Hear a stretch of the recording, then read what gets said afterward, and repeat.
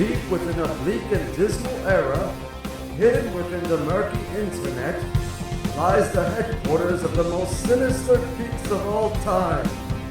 A Legion on Zoom. What's going on, everybody, and welcome to another episode of the Legion on Zoom. As always and forever, I am inevitable, I am eternal, I am Chez. Damn. And I'm Miguel. And I'm Rod. And there's a lot of crazy shit that's actually going on in the news. In their usual pursuit of chaos and throwing spaghetti at the wall to see what sticks, DC is at it again. They're going with this whole future state thing that's going on. And I gotta say, there are some changes in there I'm kind of liking. One of the most historic things that I've seen so far that to be honest, I never even thought of. They did it with Superman, and hey, might as well try it with Batman, see how that goes. We got a black Batman. Anybody want to enlighten us? Yeah, exactly. I like what you're saying about the spaghetti, just throwing it at whatever seems that sticks, because we can talk about that in terms, I think, with the main events going on right now with the death metal, what is it? The dark multiverse stuff, which is fun, but it is getting to a point where it's a little extreme. But this has nothing to do with this, right? This is the future state event, which is supposed to be set. I think it's going to be 2 months. I think it's going to be all of January and all of February, where most of the books, or if not all of the books, are going to be set in the future. We don't know how many years in the future, but in the future. And they're going to have all these different storylines, but which apparently actually there is going to be one where it's Bruce Wayne, still Batman, and, he's in the future or something. But we have this other one that's going to be called The Next Batman, which is going to be written by John Ridley, who's a screenwriter, an African-American screenwriter. And he, as you guys can have seen in our account on Instagram, is that it's a black Batman. We don't know who he is. There's some rumors to say that it might be like an older Luke Fox, who we know that took the mantle of Batwing in the books. But the art looks dope. I'm all right. I'm willing to all right, let's read this. I hope it's a good story. But that's as much as I know about it.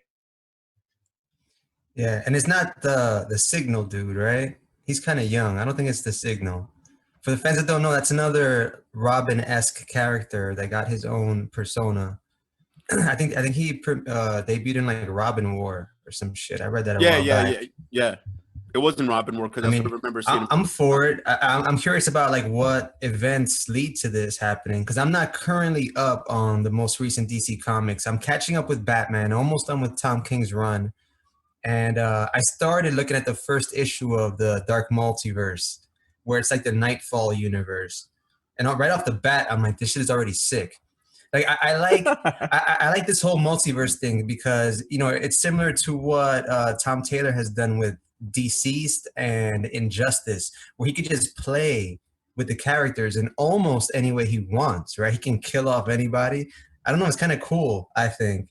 Right? Yes, these continuity stories. No, and I like that exactly. I do like that, the out of continuity part. The only part that I'm a little bit confused about is that, but it's part of an event that is taking place in continuity. Where the Batman Who Laughs, and it goes into the Justice League story and basically all of Scott Snyder's run from Batman to Justice League, and he wrote the first metal, events, and so there's this big, massive crossover, which has been, we've talked about. We love Scott Snyder, but his Justice League run has been a little bit over the top, and not in a good way. It's got some good art, but I feel like that main event is a little bit super fucking chaotic and just all over the place, and with all these characters involved too, that as a standalone book, it's fun to read as this separate universe kind of thing, but it's just a lot. It's just a lot. And to be honest, I'm all for it. I'm definitely gonna read the next Batman book because, let's be honest, it's about time that we saw way more variety in Gotham's population. I mean, aside from maybe some variety in the Bat family itself, not maybe, it's about time. But let's not pretend 99.99% of the population that we've seen in the comic books over time in Gotham hasn't been white. So it's nice to see some diversity in Gotham. It's obvious. It's a big city. There's probably millions of people there. And I think they haven't addressed like the non-white population of Gotham since maybe like the 80s or 70s, from what I remember seeing in some like old comic book documentaries, where it was like a big factor where Batman actually went into the ghetto. I forgot what storyline it was, but it was something really old school like that. But I'm definitely all for it, and I definitely will be reading. And just a quick side note for the fans who heard last week's episode, I want to give a very brief and direct screw you to Miguel, because I did watch Deathstroke Knights and Dragons, the first part, therefore securing my fandom and ensuring the continuation of hashtag Deathstroke Awareness Month. I forgot about the hashtag. Good. All right. I came back with a vengeance. And I'm assuming you liked it. Quick thoughts on the movie. What was it? Did you agree with Rod's take? Actually, you know what's funny? I thought I was gonna have a completely different review, but he was actually dead on so far. Because I think it's like an episode 1 of 2 kind of thing. And he's actually dead on. I see why he gave it a 3.5. Yeah, it definitely can get a 4. Some of that dialogue feels a bit empty, a little bit rushed, but I can see why he gave it a 3.5. I definitely agree overall. Speaking of Deathstroke, so that's what I think one character that we're not seeing being addressed in the future state kind of thing for DC. That'd be kind of cool to see Deathstroke of the future. Like I'd be curious to check that out if that hasn't come out already. Like I don't know, like in a Batman Beyond book or some shit like that. But speaking of with that kind of news, we also saw that Red X, right? This character is being brought into continuity as part of the future state event. I don't know much about Red X. I feel that this is something that Rod may know about, because I think, is he from Teen Titans, right? I think, yeah, so from the Teen Titans, for the fans of the animated series and the spin-off Teen Titans Go. This is another transition from animation to the comic book panel. And I haven't thought about this character in years. I literally just remembered when he said that I would know who that Red was. X. I didn't know, but now I know. Okay. Right. Red X was like an alternate persona of Robin. Yeah. Right? Yeah. Where he he shows like his underhanded side, and he tries to become Deathstroke's apprentice. Which Robin? Tim Drake? The Teen Titans cartoon Robin, which we're assuming is Dick Grayson. Yeah. That's Dick Grayson. Yeah, they've always played with that. It's weird, but I think it's been established just because he grows up and becomes Nightwing, right? But anyway, not to go on a tangent, but yes, this character, and Teen Titans, the show, is extremely popular. I think that it may even be the case where like there's so many shows, so many fans of the show that they're not even aware that it originated from a comic book. Like it's like a cartoon phenomena, not just like a comic book phenomena. Damn. So that'd be cool. I'm down to see what they do with him and who is underneath the mask. Yo, how would you feel if it's fucking Dick Grayson, dude? That's your boy. Yeah, I don't even know what's going on with him. I know he's back as Nightwing now after the whole like getting shot in the head by KG Beast, having his mind wiped, becoming Rick Grayson, and then like I don't know, coming back. And then Rick without like the K, it's like RIC. Like that's so. I was like, shut up, Dick. It was alright. That run. For the fans, I don't want to let Rod gloss over that. That is one of my favorite villain names. I want people to go look that villain up. You heard it correctly. That is KG Beast. Yeah. That is so stupid. What do you mean? It's brilliant, bro. Yo, that is like classic. That's like a KG classic Beast. Late 80s, early 90s gold. Like the name wrote itself. Like, facts. Oh my god, I love it. Yeah. That is one of Beast. That's one of my favorite tier B villains ever. Fans, please go look him up. And in other stuff that's been circulating that has us all excited, and I won't make the same mistake I've made from past episodes. So it's rumored that Alfred Molina might actually be coming back to the Spider-Man franchise and play Doc Ock. Yo, I'm sorry, I gotta say this. I just did a quick wiki search because I wanted to give credit where credit is due to the creators of KG Beast and Jim Starlin and Jim Aparo. And get this, gentlemen, just so I can fulfill my quota for the episode. Yeah, nice. The henchman in BVS oh my god is the fucking KG Beast, but not like what? Obviously that dude that's always the villain in every movie. Yeah. Yeah, he's the KGB. Wait, not in the wait, persona. The main henchman that's in the desert. The dude that's gonna like kill Martha. He has like a flamethrower or some shit. I'll do it. The head mercenary, that's KGB. Yeah, shout out. Oh man, that's awesome. Bro, he's made his fucking live action debut. I'm not gonna front. They should have made him, like a little bit more epic than if he was KGB's. KGB's is like a low level Bane kind of. My guy, that guy was extremely extremely epic in that movie. No, he was cool, but come on, like. But he wasn't KGB's epic though. Come on, exactly. I needed more KGB with that beast. Bro, he kidnapped all the chicks. He kidnapped Lois Lane. He kidnapped Martha, the one that's alive. But anyway, Alfred Molina. So bring it back home. Quick. I think which would be smart if they're planning to do the Secret Six. It wouldn't be a bad idea because remember I mentioned how in a previous episode how they may do this interdimensional shit. You mean the Craven. Sinister Six? Yeah, I'm sorry, Sinister Six. I still got the KGBs and all that bullshit. I love DC Comics. The Sinister Six. It wouldn't be crazy if they just plucked out like the members out of like all the films, regardless of timeline, right? Because then you could get a whole bunch of dudes there. You got who's Mysterio. Have we ever had another like Doc Ock live action? He's the only one, right? Yeah, no, it's the only one. The only one.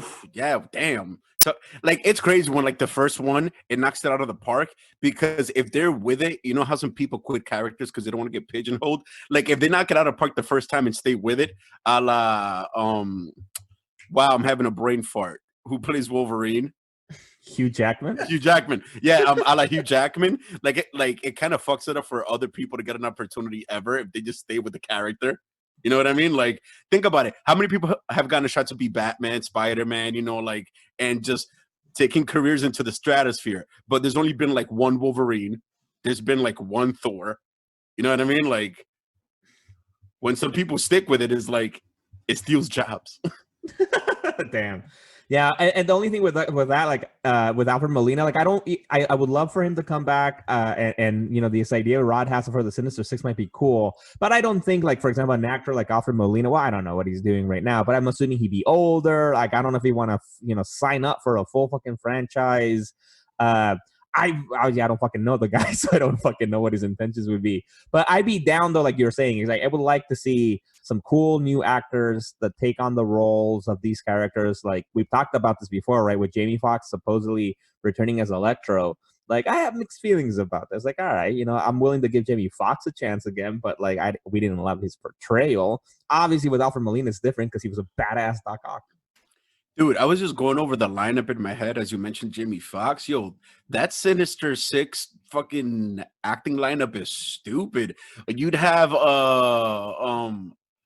the Vulture is Michael Keaton, Doc Ock, Alfred Molina, Electro. Is he part of the Sinister Six? Right? He would be. Or he is, right? Yeah, it's Jamie Foxx. Good Lord. Like so much acting. Also, so much money. So much money. Some people would have to like take pay cuts for the sake of the budget, or Disney/Marvel would have to shell out some major coinage to make that work. One famous actor, I think we might have mentioned this before, one famous actor that does that takes pay cuts to make sure to pay for the other actors and like and other shit is Keanu Reeves. He's been known to do that. And so for the Devil's Advocate movie, actually, he took a pay cut so they could have Al Pacino be in the movie. I'm like, damn, dude, he's such a good guy, dude. Like, he cares about the craft and about, like, he's like, all right, he's like, you're already probably a millionaire, right? Who matters? So, Tom Holland, yo, take that little pay cut, bro, so you can get other people in the movie, some badasses like that. Yeah, word. And because going further, the Rhino's part of the Sinister Six too, right? Yeah. Dude, that's fucking Paul Giamatti, Yeah, right. Yeah. The Rhino has been Sinister Six. Yeah, right? so Like, look on at and off. Look at the fucking roster of actors that got fucking pay to make the Sinister Six. That's insane.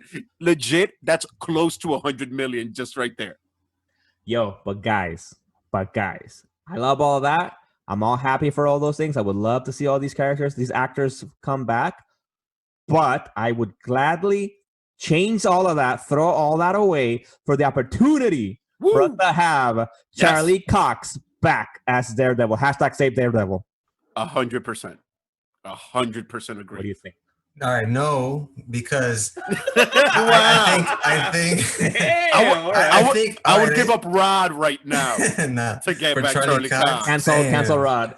Fuck. Hashtag cancel Nah, Rod. man, his time is done. Whatever, man. Forget about those Netflix shows. Your time No. is done. But here, check this out. Yo, what did they do to you, You know man? what would be cool if you go back to my treatment on how they should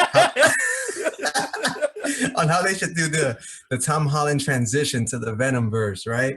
I said that. Okay, wait, hold up. Hear him out. I said that he should be transmitted via the multiverse, right, to the Venomverse, Madverses and shit. and then in that universe, he finds the new Tony Stark, aka Norman Osborn. What better way to fucking introduce the Sinister Six than if Norman Osborn has his Avengers, like the Dark Reign shit, right? And right here, you essentially create the Sinister Six as Norman Osborn's Avengers. Tell me that wouldn't be fucking sick. Listen, But Charlie Cox though. What's up with Charlie Cox? Go ahead. fuck everything you just said. All right. Yeah. fuck all that nonsense. Give us a season 3. That's it. Season 4. 4. Yeah. Season 4. Yeah, no, because everything you said sounds dope. I would love to see it, but I would much rather see a season 4 of Daredevil And a 5. with the quality of show that we got from Daredevil. Like each season was fucking solid. The last season I think might have been the best season. I don't know. Like they were all so fucking good, and everything else you described is great. But there's room for it to suck, you know? Like, even just the Venomverse, like, Word. the Venom movie wasn't good. Like, I would really much rather give money back to Charlie Cox and, like, all the other actors and characters from the show to come back, man. I need you in my life. Yeah, word, man. And to be honest, I just had a realization while hearing Miguel out, and it was like, in my head, part of me wanted, like, you know what, fuck it, just give him his own movie. He deserves it. But then it's like, no, put him on Disney Plus, because that way we get that slow drip. I want that 10, 12 hours of Charlie Cox's Daredevil. Hell yeah. Facts. I don't want like a 2.5 hour, 3 hour, even a 4 hour Daredevil extravaganza. Then I don't want to see him again for another like 3 or 4 years. No, I want like a season that I could stretch out as needed. Like if I know, like I watch it like 15 minutes at a time. Also, because I feel like I would like to give them at least one more season so they can end it properly. You know, because I feel we didn't get that last season, you know, like that closure of like, all right, you know, Charlie Cox, you know, Daredevil beat Bullseye, you know, and all that. He kind of did, right? But we saw him beat Bullseye kind of becoming more Bullseye. It's like, come on, you know, like King Thing again, like one more season, and Disney Plus is the place to go for that. If it builds traction, who knows, man? You never know with fans now, and you know, maybe production companies are leaning toward streaming services and limited series and things like that. It's definitely possible. So, guys, share the hashtag Save Daredevil. And also hashtag Save Punisher, because one thing I noticed that Disney Plus is missing with all its awesomeness, there's a certain demographic that they're not exactly catering to, even with the maturity of The Mandalorian. Those people that want that Daredevil hardcore action, that John Bernthal Punisher action. And I think with just like 1 or 2 shows, they could pull in some major cash into the app by just having like that level of grit, kind of like the Marvel Knights flavor, but on Disney Plus. You know what I mean? That could even become like its own like square category of like the login screen, you know, like Marvel Knights, boom, John Bernthal Punisher, Charlie Cox. Totally. And because imagine that, like with Disney Plus, we're hoping, you know, at least WandaVision look fucking cool, at least in the trailer, right? And with everything that they're making. Another news that we talked about, at least on our account, was like, so that they officially started filming the Hawkeye show here in New York City, which is kind of crazy. You know, COVID's, you know, getting a lot higher right now. So I'm assuming the production is going to get halted any minute now, but I'm glad that they're filming. And they also confirmed that we will in fact have Kate Bishop, you know, the Young Avengers Hawkeye in the show, and is going to be played by Haley Steinfeld, who actually I don't know what other stuff she's done. But I like her look. I'm like, she looks like Kate Bishop, and I'm excited for that show too. And just to see, imagine if those worlds colliding one day with fucking Daredevil and shit, because those shots were cool, like them like in New York City and in the subway. I'm like, that gave me that Netflix feel from before. But yeah, I think they're pulling some story from the Matt Fraction Hawkeye run that I didn't get to read. I'm pretty sure, Miguel, you read that shit. Yes. One interesting phenomena that I've noticed with these Marvel movies is that it seems as though a lot of these storylines are being pulled from more recent shit. And I think there's been like a golden age of comic book writing in the last 20 years or so with Jonathan Hickman, Brian Michael Bendis, Mark Miller, Ed Brubaker. They're pulling all these stories, Matt Fraction, they're pulling all these stories out of recent comic books, which is why I think it'd be really fucking cool if they did Dark Reign, right? They gotta fucking do that shit. Damn, imagine Dark the Sentry. Reign.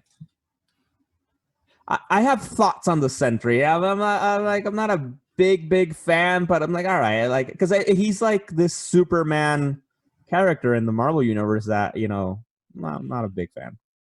I think the Sentry would actually be a great series property for Disney Plus, because that's like a great psychological thriller if you think about it. He's essentially vastly more powerful than Superman, quote unquote. Like, well, not quote unquote, like because that wasn't what they said, but what was it? Like his powers like that of 1,000 exploding suns or some crazy shit like that. But yeah, like the fact that he has to deal with the darkness, dude, that's definitely like a thriller series material. Hashtag Marvel Nights on Disney Plus. Yes. Yeah, facts. And also just this is something that I wanted to address that I had thought about just a few days ago. So we had talked about the new Mutants movie an episode or two ago, and I had called it a bit of a chronological shit show, and I want to expand upon that because I just thought about something else. So for our fans out there, this is non-comic related as far as her breakthrough, but the lead in the New Mutants is Anya Taylor-Joy, who is the lead of the hit show on Netflix, The Queen's Gambit. So which I think it seems to be her big breakthrough, but which would have been technically the New Mutants 10 years ago when it was filmed, but it was released after. Like, you get what I mean? That movie just continues as time, like, it's weird time loop fuckery. Like, I just noticed that she was in that movie first, which just got released recently, and then this show is huge on Netflix, but she had done something for Marvel years ago. Yeah, something for us to realize. Yeah, that must be a trip for her, right? Like, I don't exactly. know. Like, she must don't give a fuck about the New Mutants anymore. She's like, exactly. I'm riding that Netflix wave right now. Like, that's good for her. Yeah, yeah. And just a quick recommendation for the fans. Yeah, check out that show, The Queen's Gambit. It's pretty cool. It's about chess and shit. It's about chess and getting lit. Wait, Chess with 2 S's, or it's about you, Chess? No. It's about chess. It's not. It's not a biographical show on Netflix about me starring Anya Taylor-Joy. Damn, she's playing you? Shit. Fuck. Hey, man. It's 2020. And this is pretty interesting. Apparently, there's now a bronze Batman statue in Burbank, California. Yes, I think, isn't it at the Warner Brothers Studios or something like that, near there? Because that's in Burbank. But the photos look great, man. Makes me wish I could fucking travel back home so I can go check it out. Right, and I think it's modeled after Jim Lee's art. And I think, like, if there's ever like a nuclear Armageddon or whatever bullshit, the world ends and humanity or civilization starts anew, just like, I know where this is going. All right. Just like, we look at the Sphinx and all these artifacts, and we wonder about like how before recorded history, supernatural things were possible and all this bullshit, especially with like organized religion. I'm crying. I think, as I've always felt, that if you want a model, if you want a figure to stand out and define the times, to make a path for humanity, you need fucking Batman. Church. So I'm glad they did that shit. They should put a statue. They should put a statue of him in every state. Yeah, that's right. In front of fucking like the courts, like fucking like, Just take down Lady Justice and put up Batman. Hell yeah. I All am those 100% Confederate for general this. statues, take those. Yo, those people that oh are my pissed, god, that same thought went through my head. all those Yo, people that get pissed and just replace it with a nice, shiny, brand spanking new Batman statue. Yo, I bet even them, like the people who are fighting, like, no, that's my history. Leave that up. Oh, it's my racist history. Let me own it. And they're like, wait, you're gonna put Batman? Oh, yeah. Take that down. Yeah, put Batman up. See, exactly. Batman unites people. Yo, I think that you're absolutely right. And give them a choice, right? They say they want the black Batman. Now they got one. You just put that one. We need a Latino Batman. Oh, we do have a Latino Batman, Batmanuel. Oh, so yeah, facts. throw him in like Texas or California or whatever. Wait, Batmanuel? Wait, what's the Latino Batman? I don't remember this guy. That's from The Tick. Yeah. Neta, yeah, right. Yeah. Yeah. For those of you out there, please look up the live action Tick show. The not OG one. Yeah, the original OG, one. The original one, not the one that's I think what was it? What on Amazon? Yeah, on Amazon. Which I've yet to check that one out. Yeah. I heard it was okay. No, I saw the first season. It was good. I didn't like it. Didn't blow me away or anything. But like I haven't seen the second one. But it was good. It was fine. Yeah, but the original OG Original, show yeah. featured a definitely interesting character in Batmanuel. Onto some more interesting news. So much news this week. Yeah, so much news, finally, because it felt like the well was running a bit dry on the news front, but I guess it was just that incoming tsunami. One of the coolest things in gaming to ever happen has been the Metal Gear Solid franchise. It has literally gone through the entire gaming spectrum time-wise. NES, SNES, PlayStation 1, 2, 3, handhelds, you name it. And now finally it's getting to the big screen. Not that those fucking cutscenes from Metal Gear Solid, what was it for, weren't already movies in themselves, but it's actually getting a live action flick. One that we've always known should have been made. To be honest, I'm glad they waited till 2020 because we have all this technology available to us. And in my opinion, aesthetically speaking, who knows acting chops wise, but I'm pretty sure he'll knock it out of the park. We have our Solid Snake in Oscar fucking Isaac, aka Apocalypse. Hell yes, I am excited about that. And what do you mean he has acting chops? He's a great actor. I've seen a ton of shit that he's done. He's a very, very good actor. And it's fun fact, just full disclosure. I just don't like having blind faith. That's all. That's a good point. But like full disclosure though, you're mentioning I have never played a Metal Gear Solid game. Never. Wow. Yo. I've never even been in a room when someone's played the game. like honestly, there's a lot of games that I've seen, like for example, like I've seen you guys play it, I've seen Rod play, and through that I was like, all right, I kind of feel like I played it, right? With Metal Gear Solid, I have never seen it. Like, bro, yo, if you want layered storytelling, fucking Hideo Kojima's masterpiece of a story is Metal Gear. All the way from Metal Gear to like, oh my god, to like Metal Gear Solid 2 on PlayStation 2, was it? Oh my god. But actually with that, I've thought about that too, because I've heard, about how great it is. But for example, now I feel like almost like a new comic book fan would feel when wanting to learn how to, how do you start with the X-Men, right? Like it's a fucking massive history. How would I start with Metal Gear Solid? Like what I can't go all the way back to fucking whatever the first thing was, no? Like what would you guys recommend? Because Rod, you played Metal Gear, right, too, or no?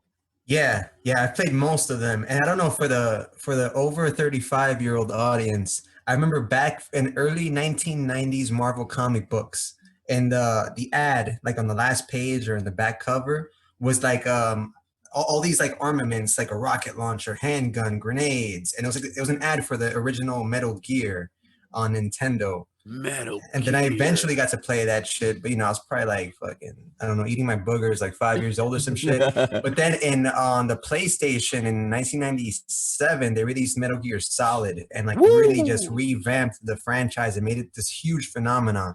That shit Remember revamped fucking- gaming. I rented that shit from Blockbuster back when that shit was still a thing. Mm. I watched you play that crazy ass game. It was what, like a 2-disc, right? I think at least 2. Damn, 2 discs. But yeah, I'm sure they've Yeah, remastered. bro. I think they've remastered it by now on Nintendo. I know they did a remastered version. Dude, I don't that know game if I had a would say fucking go back. score. I don't know if I'd say go back and play them shits.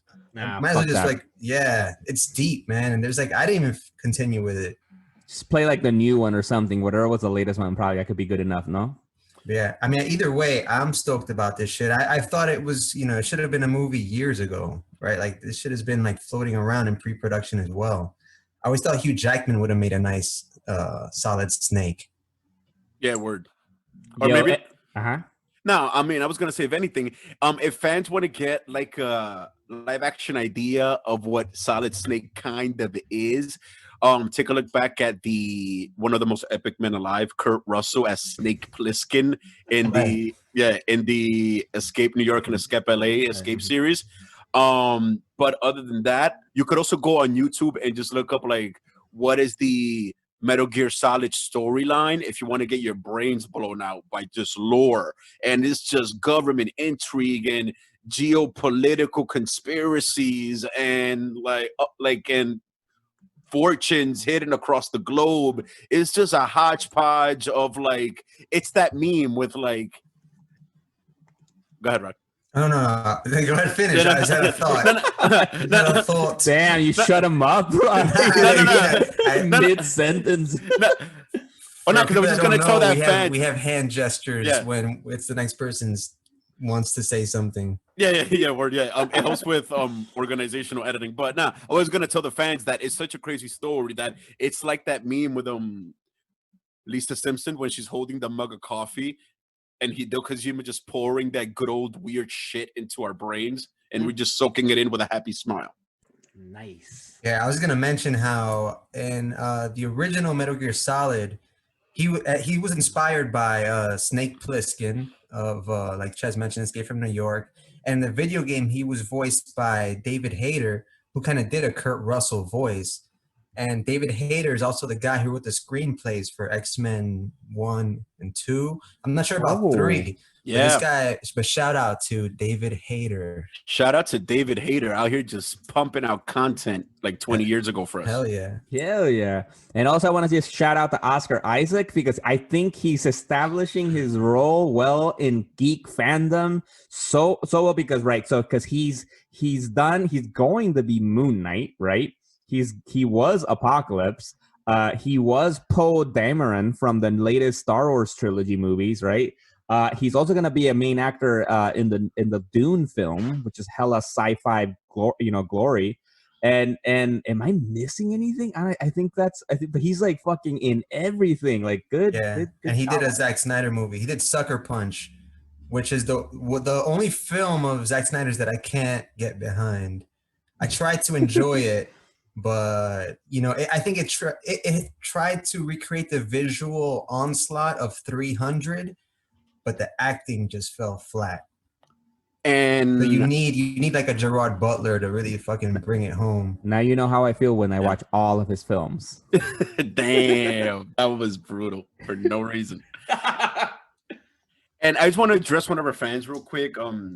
Mark Maniac, the reason why we said Apocalypse and not Poe Dameron is because just sheer grandeur of character, Apocalypse is more epic than Poe Dameron. Just putting that out there. Just for the people listening. So this is from an online discussion, right? Because obviously, Jess did a good job of posting the news about Oscar Isaac and Solid Snake and listing how, what you said something about, right? Like excited from. Yeah, because what I had said was first Apocalypse and now Solid Snake, like, and then I said something like some bullshit. Talk about an epic resume, yeah. And our good fan listener Mark Maniac.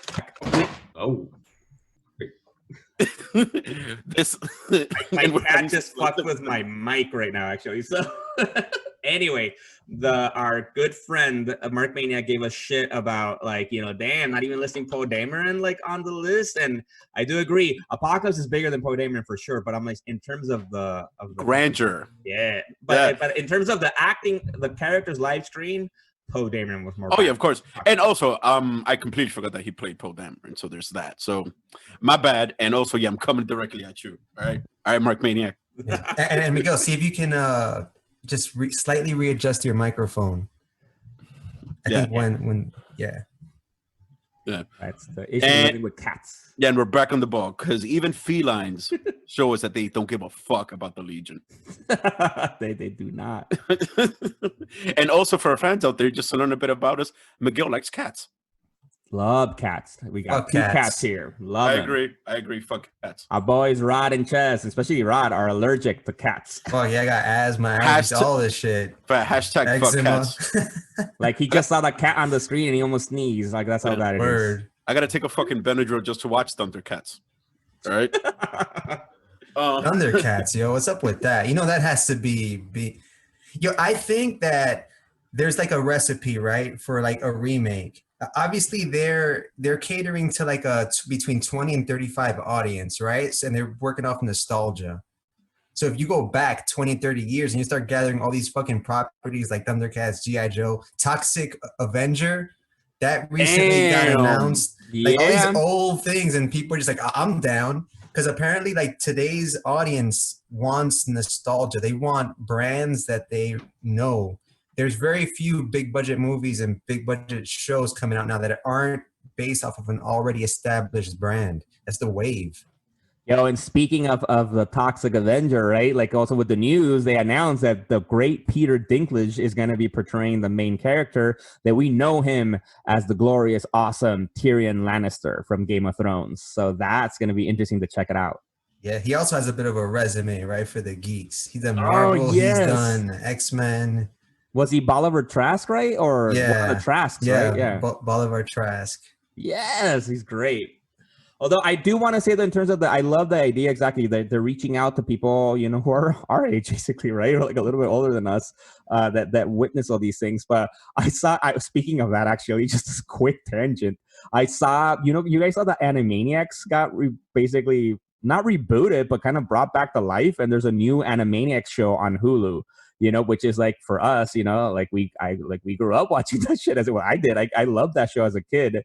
But one of the first bits that they had in the show was give crap to basically Hollywood about rebooting everything and about saying like you run out of ideas. Like instead of writing new things, you're going all the way to the past and just redoing things from scratch again, which I do think there's some truth to that, right? Because like they were rebooting. Oh yeah, it's true. It is the recipe. That's how you do it now. Yeah. Because I remember back in the 90s and in the 80s, right? Like I don't remember much of the 80s, like the late 80s. I'm not that old. But it's like they were in rebooting shit, right? It was all original material. All right. Yeah, man. But when it comes to that, you also have to address like a lot of layered things because it's still the same generation that's growing up, and you also kind of have to blame the audience because as data shows, people don't necessarily appreciate things that are new that much. Like people try, but a lot of things that are new happen to not land. I guess like the sense of wow is just gone in a lot of ways.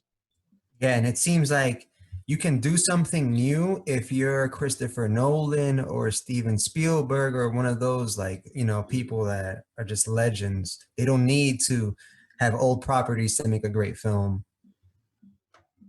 Yeah, that's a very good point. Exactly. I think you have to have been established already as some kind of epic filmmaker to be trusted with like, all right, listen, give you this fucking huge ass budget to do something we've never seen before, right? Exactly. I think now people don't want to take risks, but actually it's, I think, kind of connecting what you said, something you said earlier, Rod.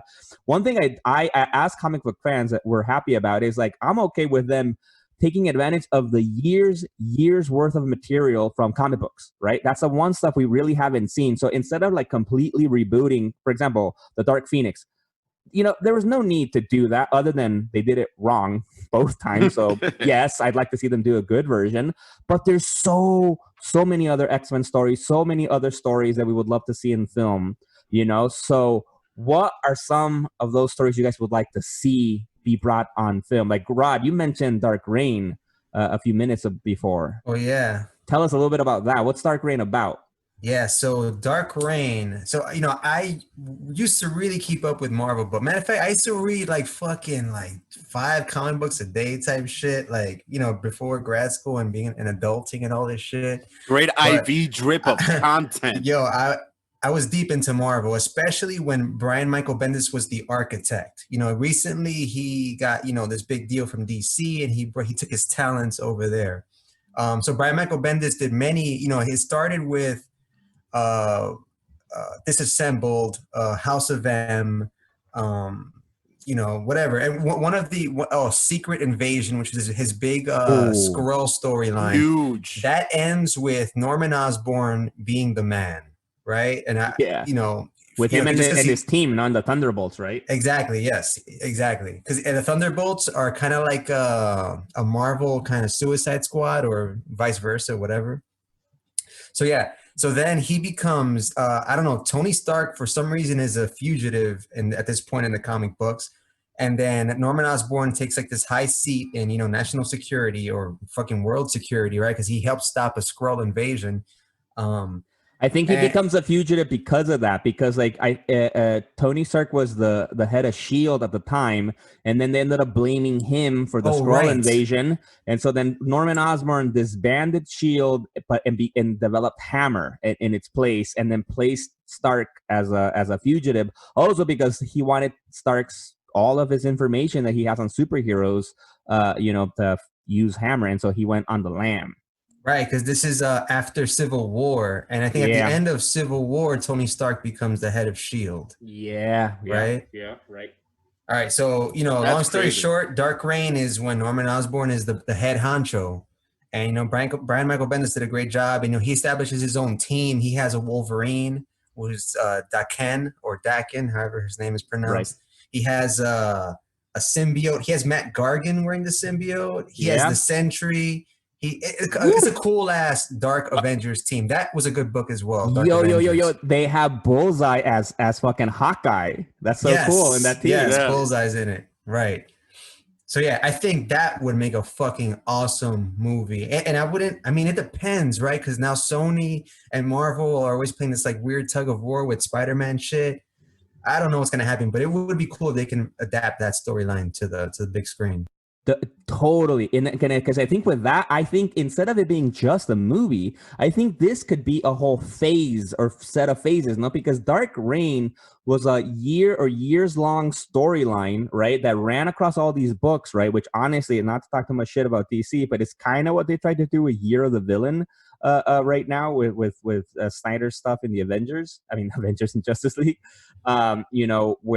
because that could also lead to one, like you have the Dark Reign theme across the books, right? Because that's what led to the New Avengers book, which was this underground Avengers group that were fugitives led by Luke Cage, which was a badass book by Bendis. You had the Dark Avengers, right? Which is what we just said here with, Daken as a Wolverine and Hawkeye Bullseye as Hawkeye, led by Iron Patriot fucking Norman Osborn, which it all then eventually leads to Siege. Right, and then Siege was the ending to that event, and so that would be I would love to see 10 films or something that leads to that shit. What do you guys think? Damn, that's pretty ambitious, yo. Jesus Christ! But I'm all in though. I'm with it. Yo, wouldn't you want to see like 1 or 2 or 3 films of like Dark Avengers films? Hell yeah, especially with that lineup. Yeah, dude, imagine that shit. And I think I've come to my conclusion. If there's any storyline that, like, I don't even know if it's possible or the type of budget it would take, it would have to be the War of Light from DC. Good Lord. Mm-hmm. Like, I would love to see all the Lantern Corps on screen. The amount of CGI that would take Woo, that would be insane. All That right, would and be insane. question, because I get these confused because you guys are much more deep into DC and especially Green Lantern lore. So, because the War of Light, that's what leads from Blackest Night, right? Or is Blackest like because those are two different events, no? Right. The War of Light ends in Blackest Night. Yeah. It's all like one Oh. thing with like it's like everyone is trying to avoid the Blackest Night, but there's some people who's trying to bring it forth, which then it leads to the Black Lanterns and the White Lanterns. Just seeing all that madness play out would be insane on screen. Who Our do you have to heads would direct explode. Eh? Who do you have direct that movie? Michael Bay. Why you want to fuck it up? No, I would put James Gunn. I think James Gunn is the no-brainer for a Green Lantern, Spacey whatever. Stuff, yeah. Right? Because he showed what he can do with the Marvel universe, and like the Green Lantern universe is also a little bit like kind of wacky that way in the same way that Guardians was, because you have all these different creatures with all their fucking different physiologies and appearances and all this bullshit. But why being exclusive though? Like are they wacky because they're different? Yeah, man. They don't look as sexy as Hal. And then let me see who would play Hal Jordan in this movie? Honestly, I'm starting to dig that Dreamboat from the Wonder Woman. Nah. Damn. No. Give me that dude from the Wonder Woman movies. Chris Pine. Yeah. What's up with the Chris's, yo? That like Son lindos los there's like a Chris farm somewhere and shit. Like, just making them all. Yeah, but like I think that Chris could play a valid as Hal Jordan though. Yo, but I do think that's another one that I would rather it be several movies leading up to that, like instead of just because I feel like that's been the issue, right, with the DC movies that they've kind of just like immediately like one movie like boom leads to like all right Justice League, rather than like the sweet Marvel, movie after movie introducing each character, building it up, and so by the time they all meet in Avengers, it was like this natural feel for it. In the same way, by the time we reached Infinity War and Endgame, it's like, all right, all the characters have been there for a while, like it feels good. So for something so massive as like the Blackest Night and, the War of Lights, like play it out of a few movies, maybe tie it into the series that we're going to get in HBO Max. That'd be pretty cool. Yeah, word. And just a quick alternative that just popped into my head, and this would be more Batman oriented. I think Rod would have to help me get the title correct, but I would want Tarantino to handle a Batman event called War Games. That's all right. That's the name I'm of the listening. Event, right? Exactly. So it is essentially a storyline where I think it happens after Cataclysm, right? Where after Gotham goes into disarray after the earthquake, or was that before? Yeah. You're on the right timeline. Yeah. So it's after Cataclysm. So essentially, all the gangs in Gotham, there's this massive truce that apparently gets broken, and it becomes all-out gang war in Gotham. And every single member of the Bat family on every tier gets called into action. Now I'm talking all the way from Batman down to Huntress. You see people you didn't even know were like Batman contacts, people like Prometheus. I think that was his name or something like that. That weird dude who was like a leader of the gangs. Yeah, some shit like that. Yeah, but that was just a really Morpheus. Morpheus, not Prometheus. Yeah, Prometheus is that JLA bad guy. Yeah, playing off the Morpheus from the Warriors. Yeah, exactly. Yeah, it's a really cool storyline that War Games directed by Quentin Tarantino would be so Can you dig it? Yeah, that'd be really cool. Damn, nice. I don't know. Damn, that's a good. That's. I don't know what event I'd like to see done. I think we've talked about this. I think one that's immediately pops into my head. It's like Secret Wars. I would love to see them do Secret Wars and Hickman's Secret Wars, specifically, or even the classic Secret Wars would be fine too. Just a battle it out, old school thing. Oh, word. Yeah, but I think Secret Wars, the Hickman version with all the multiverse and Marvel and that kind of stuff, that'd be cool. But that's been talked about before. Besides that, I'm not really sure what's another. Yeah, didn't like the Russo brothers say like, yeah, that wouldn't be a bad idea. Yeah, I think they said like they would come back, for that. So that'd be cool to see. And talking about other live action stuff, that since while we're on the subject, so there's been a couple of things. Let me just quickly interject. Do it. I would obviously do Flashpoint, and I hope that that's what they're gonna do with the Flash movie coming up, because that shit is also kind of like it's like a multiverse. And I'd love to see Jason Momoa and Wonder Woman like fighting to the death, like the same way they were like fucking just murdering. Because what is it? Does Diana kill Mara? Yeah, right. I think that's what happens, and then becomes a new queen. And then they have these guys are like a fucking toxic as hell couple, and they fight each other to the death. And I think Wonder Woman kills. But I don't think they were a couple. No, I think that's why they were warring with each other. No, yeah, because she's like it was like the Amazons versus Atlantis. Yeah, but they had a romance though. As part anyway, that's irrelevant. But I would pick that one, and obviously directed by Zack Snyder. Although I'll let whatever other dude is gonna do it, do it, whatever. I just hope he has like an executive producer, Zack Snyder, on it. I was actually thinking though too, like I was thinking like I would love to see an X-Men, especially we were talking about earlier, right? Like an X-Men storyline. They have so many good shit there that I would oh shit, I already know what I want to see actually. I would love for them to do an Age of Apocalypse. That would be fucking cool to see. To see them do it right. And as well, probably have it be maybe 2 movies. It doesn't have to be a whole franchise of films, but at least 2 movies. For those of you who might not know, Age of Apocalypse is an alternate timeline where Xavier's son, Legion, goes into the past and accidentally kills Xavier instead of Magneto. He wanted to kill Magneto. And then which creates this world where Apocalypse took over. And then, but Bishop, the mutant cop from the future is the only one that remembers it. And so it's just so fucking cool. Like the whole thing. And it led to such good design, such awesome 90s epicness that I would love to see that on screen.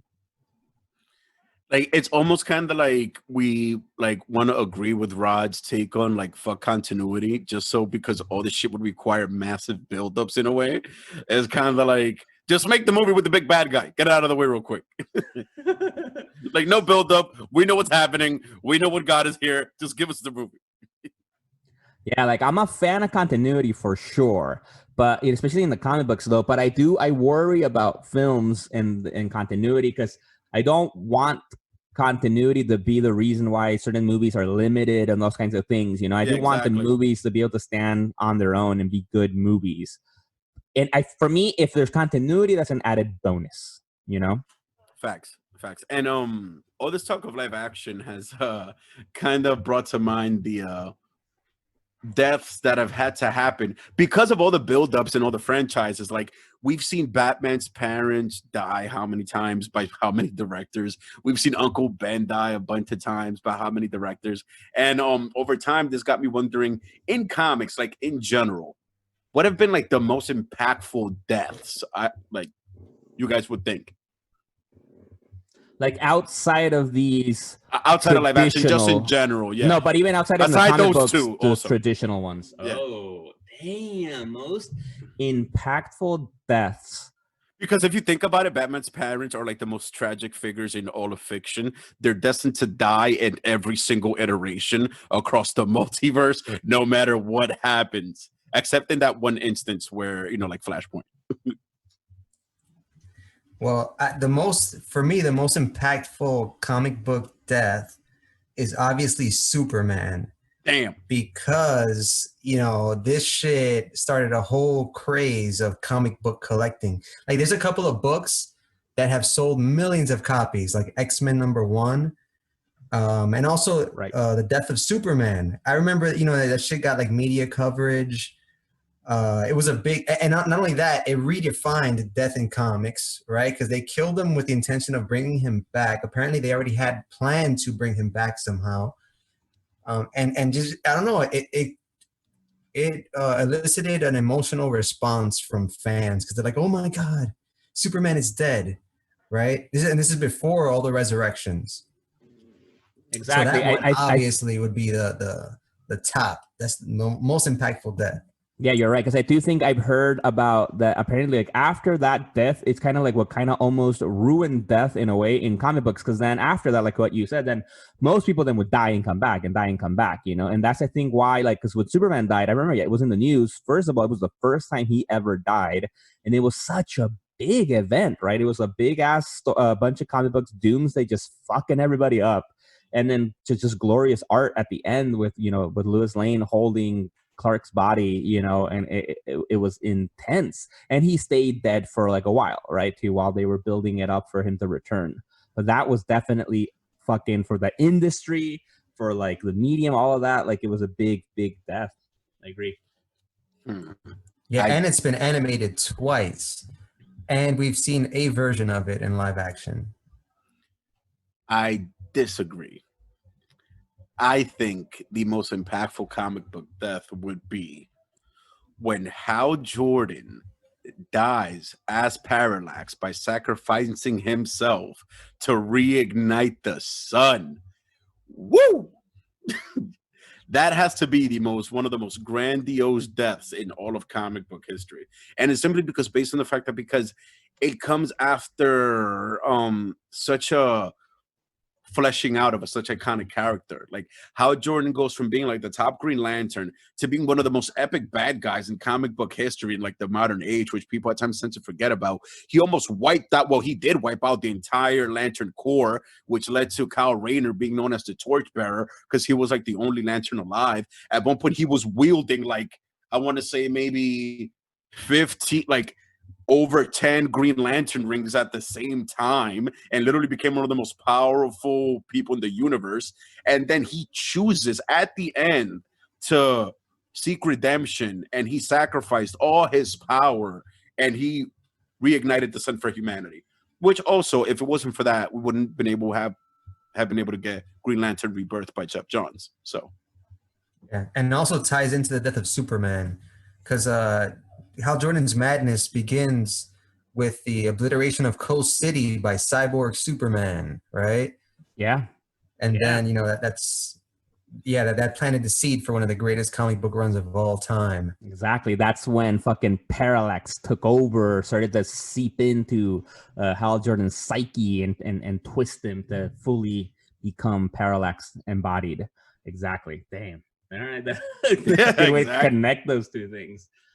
I have a thought for one of the most impactful deaths, but not in a good way. Actually, not in a good way. I think one of the impactful deaths, speaking because you've been on an X-Men high for a bit, was I think the death of Charles Xavier at the hands of Cyclops at the end of the ABX Avengers versus X-Men run, when Cyclops was like in a way possessed by the Phoenix Force.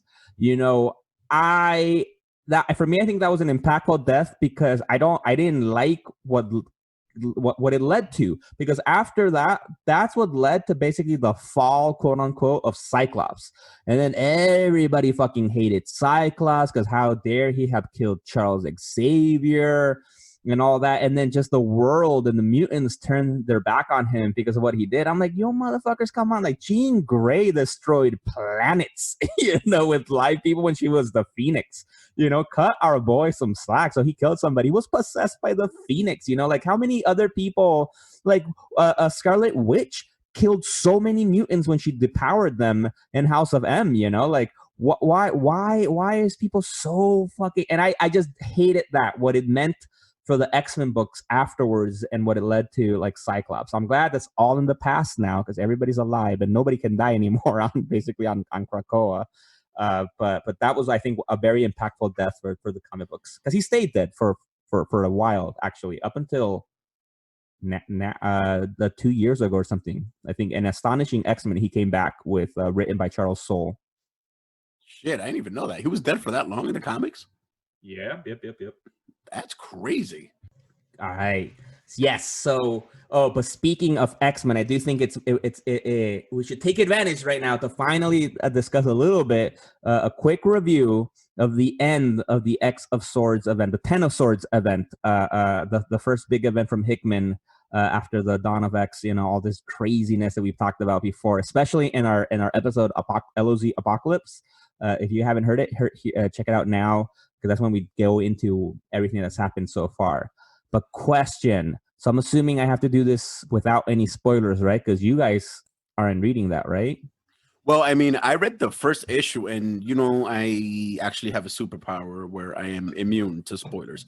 But even reading the first issue outside of context, and not being like a X-Men, well, not being like a Marvel guy per se, but specifically not being an X-Men head, like seeing all that shit out of context, still, I was in awe of the grandeur of like the Quiet Council and like seeing just Apocalypse's kids. Like you're able to connect some dots because of context clues, of course, but it's like just even seeing all that stuff on the page was like, whoa, it was mind-blowing. So Rod, what do you say about well, seeing as how slow I am nowadays with reading comics, I've only read the first 6 issues of X-Men. So you are behind. yeah, I think it's fair to, be spoilerific. Damn, whoa, Rod's taking one for the team right now. Yeah. I mean, as long as you don't give the conclusion or anything like that, right? Because just in case anyone listening hasn't caught up. Damn, We'll put a spoiler alert. The book came out like 2 weeks ago already, so I feel, I don't know. Yeah, word. Yeah, Why word. not just do it? Just talk. Go. All right, we'll put Fuck a spoiler right about here. Spoiler alert! All right, so it was a big event, 22 issues long, and you actually had to read each issue because it's not like you can't just read because there were 4, I think, Ten of Swords main books, or 2 or 3. I don't remember how many, but there were. But you got to read all 22 of them. I just dove in. I don't know. No, but you can't, because you'll see it says like chapter 1 of 22, chapter 2 of 22, and they all connect. Like it's all just the same story. And I liked it. It was a big ass event. It was an event that I haven't seen in X-Men in a minute, where it was very fantasy, like sci-fi-y, but more fantasy realm, very Lord of the Rings kind of feel for it.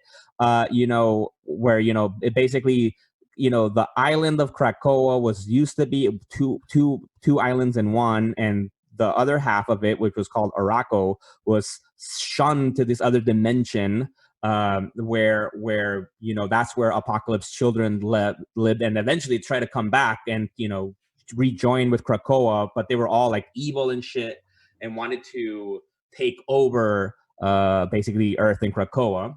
My thing is my computer's about to die, so I gotta fucking charge this before we lose it. Anyway, for you fans out there, just know that the Legion has more knowledge and ability than our devices can stand. I know, we're overpowering this shit. Facts. Right, and so then the event is just about they have to go through Otherworld, where it's just like this nexus of all the fucking realities, and basically the ruler of Otherworld, which is this White Queen lookalike, this kind of Emma Frost type of a person, but like with godlike powers, decides to hold this fucking event of like, what is it? Like, I think 10 swords of Krakoa versus 10 swords of Araco, and fight to the death kind of thing. That's the setup. Honestly, at the beginning, I thought that was kind of a silly setup, because I'm like, really? People are just going to fight to the death and that's it? Like with swords, like mad medieval?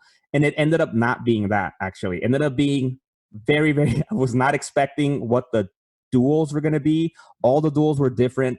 Everything was really, really weird, and it was almost cartoonish. It was because it was just basically this Saturnine, I think her name was, just fucking with everybody. It was a little convoluted somewhere there in the middle, but it was fun. It was entertaining.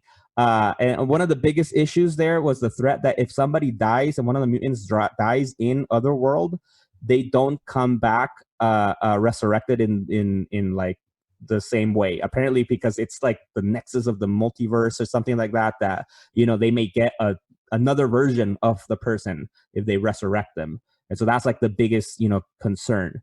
But honestly, actually, really, like, nobody died really, like, in the event, like, and they really made it seem like somebody was gonna die and shit like that. Nobody really died. It was still very suspenseful, very big event. But it ended well. I liked how it ended. It was just a little bit convoluted because eventually the big thing at the ending was that they brought back the Britain corpse, which if you guys, I don't know if you, the Captain Britain Corps, which basically they're the protectors of the multiverse, which were destroyed in Hickman's Secret Wars run. And so it's kind of interesting to see him bring them back in this event, in the Ten of Swords event, because this was all basically what Saturnine wanted to do, to have them come back in some magical way. So that happened. And then, basically what ends up, the way it ends is basically just like the X-Men obviously win, and then, but Apocalypse stays with his people in Otherworld. But the island, the other half of the island, with all of its mutants, it's like ancient mutants, are rejoined with Krakoa on Earth. And that's kind of basically how it ends. So setting it up for fucking millions of new mutants, ancient ones living on this other part of the island on Earth. We'll see what comes from that. And with Apocalypse now living with his wife and kids in another dimension. So that was pretty much the event. And the insanity continues. Fucking Sounds X-Men. cool. Jesus, It sounds Christ. cool. No, it sounds Jonathan Hickman is definitely the architect now, the Marvel comic book Lord. universe, right? Ditto. Like, I loved his previous shit. And just on a quick side note, on some clarity for the fans, so as where the Nova Corps for Marvel is like the Green Lantern Corps for DC, where there's space cops, the Captain Britain Corps is an interdimensional police force, much kind of like the Time Masters in DC, but they're like more chronological, something along those lines, where it's not like space is more of like inter-reality shit. Exactly. Like they defend the multiverse, and any big threats to the multiverse, they defend obviously their own Earths, and specifically their own, United Kingdom in their Earth, which is very focused to Britain, but also like the multiverse as a whole. And so they serve Lady Saturnine for anything that she needs. They'll come to her beck and call. And the biggest issue was like, cause it used to be Eddie, what is it? Eddie Braddock? What was it? Was it no? Brian Braddock, which is Psylocke's, who used to be Psylocke, no longer Psylocke anymore, brother, that he was the Captain Britain. But now Betsy Braddock, which used to be Psylocke, now she's Captain Britain, and Lady Saturnine didn't want that. And so she wanted Brian to come back, but it failed. And then basically the Britain Corps that she created are basically different versions of Betsy across the multiverse. As the Britain Corps, which that's actually the one thing that happened in the book, was that something happened to Betsy. People think she's dead, but there might be they might be hinting that she's not dead, and so we'll see what the books do in terms of finding a way to bring her back, because like now there's multiple versions of her, in the multiverse as Captain Britain, which I thought was pretty cool. Yeah, it's definitely going to be interesting trying to see how Marvel's going to top this entire X of Swords event, because this might be one of the biggest like events in comic book dumb period. Wow. And it might dictate what we see in the movies. Like I mentioned earlier, how a lot of these movie storylines are coming out of recent shit. Marvel may be setting up like the next frontier for the X-Men movies. Word, like imagine like if they were to bring out the whole Krakoa thing, and their own kind of government idea. That would be kind of cool to see in the movies. It'll be interesting to see how they play it off, but it would be very fucking cool. And then speaking of what's going to happen next is that, right, because basically this whole era of X-Men that started, I think, last summer with the House of X and Powers of 10 storyline was called Dawn of X. And this next thing that's going to start, I think, in January is going to be called Reign of X. But we don't really have info about that. They just have this beautiful promo art by Mahmoud Asrar. I think I might have pronounced his name incorrectly, but beautiful art with just some classic villains that seems to be coming back, like Nimrod and Arcade, and then some new shit going on. So that'd be cool to see what's in store for the X-Men books for the rest of the year. So, gentlemen, I actually have a mini review of my own.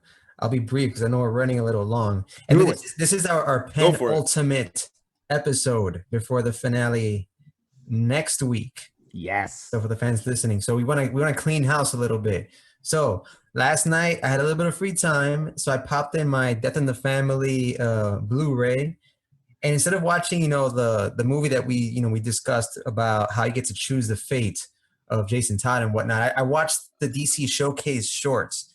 Now, for the people that don't know, before DC would release these feature-length animated movies and include with them a short with a lesser-known character. Some of them that they've done in the past are Jonah Hex, which is one of my favorites.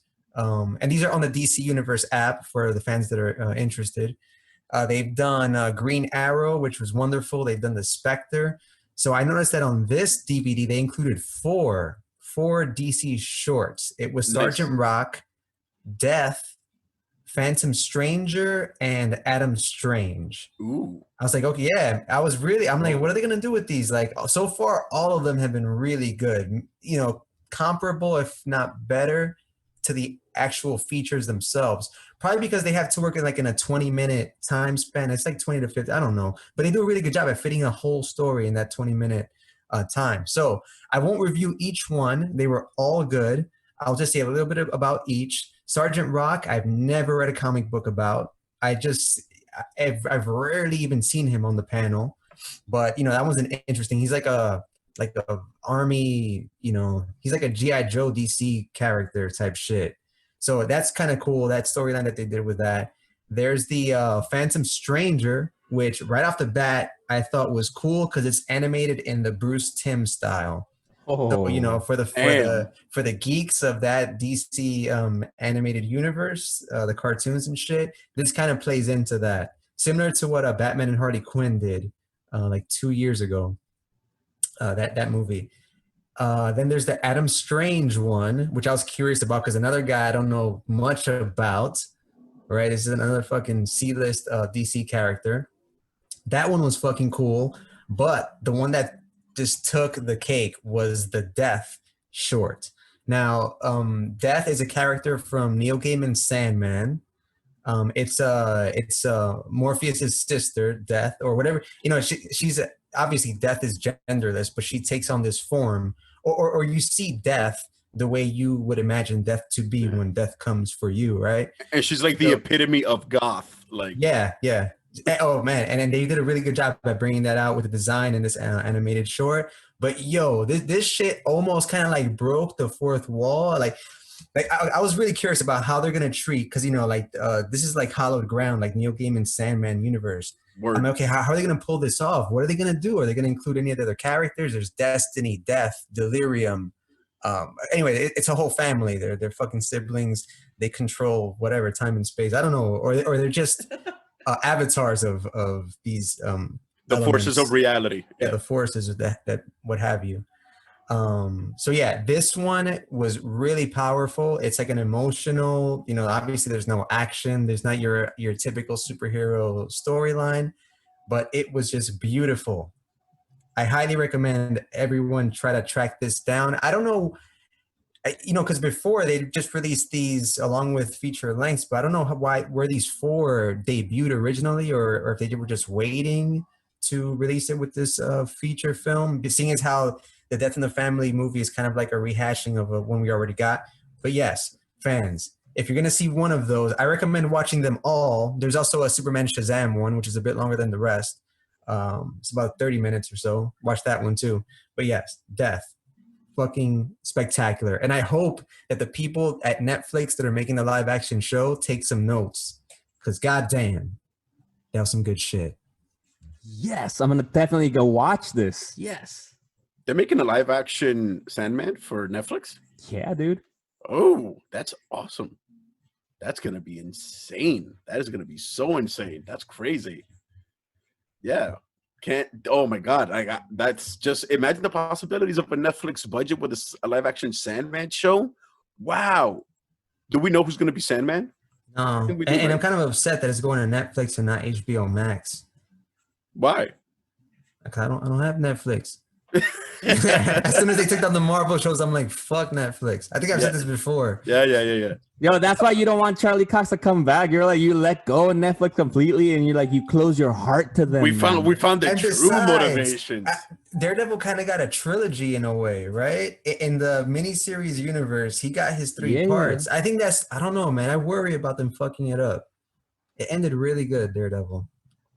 Nah, it could have ended Nah, better. yeah. We could have get more. But yeah, could- anyway, we digress. But It yes. could keep going. It could keep going, dude. I want straight up straight up hardcore Daredevil, Punisher, in-depth crossover arc, live action. That'd be amazing. Nah. Save John Bernthal for Logan. Nah, Fucking have him be Wolverine. have him be Fuck all this of that. shit. Have him be all of that. Nah. Frank Castle.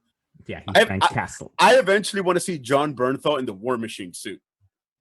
That's how far I want that to go. Facts.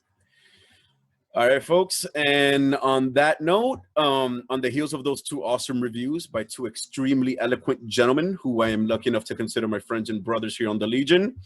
Until next time, and like Rod mentioned, our next episode is going to be our annual wrap-up. Get ready for that shindig. Wow, guys, 24 eps, I believe, right? Something like that. We're completing our first season. Good Lord, what the fuck? Exactly.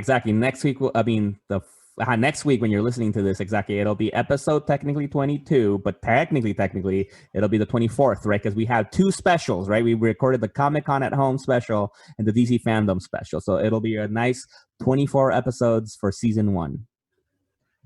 And so with that, exactly, I'm Miguel. Peace, everybody.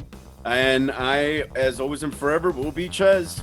And I'm Rod. Deuces. Laters. Legion on Zoom, starring and produced by Jose Perez, aka Ches, Rodney Martinez, and myself, Miguel Arce. Please subscribe on wherever you get your podcasts and leave us a review on Apple Podcasts or shoot us an email at legiononzoom@gmail.com. And don't forget to follow us on social media at Legion on Zoom.